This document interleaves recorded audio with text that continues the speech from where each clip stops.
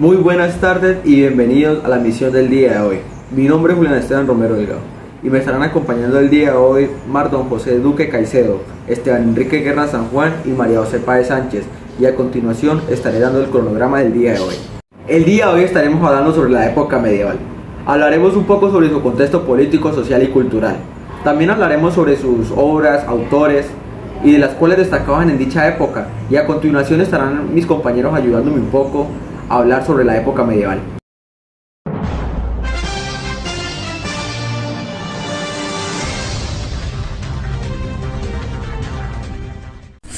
Buenas tardes. Hoy les vengo a hablar sobre el contexto político, social y económico de la época medieval. Contexto social. La sociedad medieval fue durante siglos, una sociedad básicamente rural. En la Edad Media, el 90% de la población vivía en el campo, centro de toda la actividad diaria para los habitantes de aquella época. La sociedad estaba dividida en estamentos. En el primer escalón tenemos a los campesinos, o siervos o nobles, como se les llamaba en esa época, quienes suponían la inmensa mayoría de la población.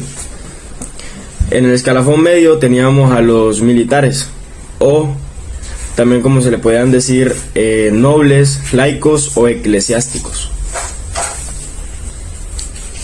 Contexto político.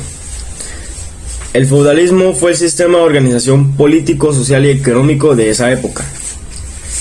Con el feudalismo se creó un nuevo sistema que permitió el equilibrio y ayuda mutua entre realeza y nobleza, dando paso a esto a un nuevo reparto de poder y riquezas. Antes del feudalismo, tras la fragmentación del Imperio Romano, la unidad política de Occidente desapareció, dando paso al control de los distintos pueblos bárbaros, los musulmanes en el sur de Europa, los suevos y los vikingos de esa época. La máxima expresión de esta descomposición fue el Tratado Verdun, que en el año 843 divide el territorio entre varios hermanos, acabando con la unidad del mundo occidental que se había visto en el Carlomagno de su último gran emperador. Si algo sobrevivió de esta disgregación, por así decirlo, política, fue la Iglesia. Tomando la antorcha romana, se instauró como la única institución que unió a todos los pueblos europeos. La Iglesia en la época medieval fue una institución muy poderosa, ya que fue una época profundamente religiosa. Por eso la Iglesia católica tuvo mucha influencia sobre la sociedad, y aunque existían otros credos, en el siglo XI Europa fue una gran parte cristiana, la población fue una gran parte cristiana. La práctica religiosa en la época medieval, entre alrededor del año 476 y 1500, estuvo dominada e inspirada por la Iglesia católica. Pero aunque básicamente había más iglesias católicas, la mayoría de los habitantes de esa época eran cristianos, lo que en aquel momento era sinónimo de católica, ya que inicialmente no existía ninguna otra forma de dicha religión.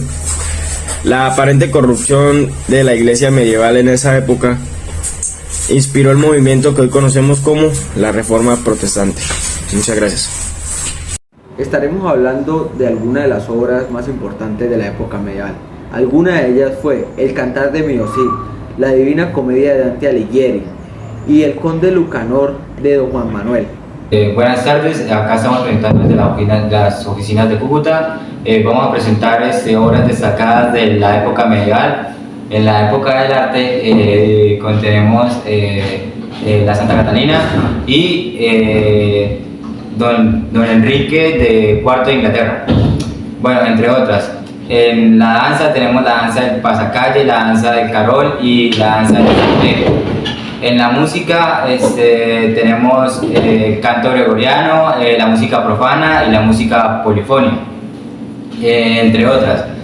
En el cine tenemos variedad de películas, por ejemplo Beckett, Guerrero número 13 y tenemos La venganza de Aumento, entre otras películas. Y bueno, esas fueron las obras destacadas de la época medieval. Desde acá, desde Bogotá, les estaremos informando uno de los principales autores de la época medieval. La primera es don Juan Manuel, miembro de la Casa Real, escritor de lengua castellana y uno de los principales representantes de la prosa de ficción. El segundo es Gonzalo Bercero, nació en Bercero, trabajó primero como diácono en 1221 y como presbítero en 1237, maestro de los novicios y notario. El tercero es Alfonso Martínez de Toledo, nació en Toledo en 1398 y murió en la misma ciudad en 1498. Fue racionero de la Catedral de Toledo.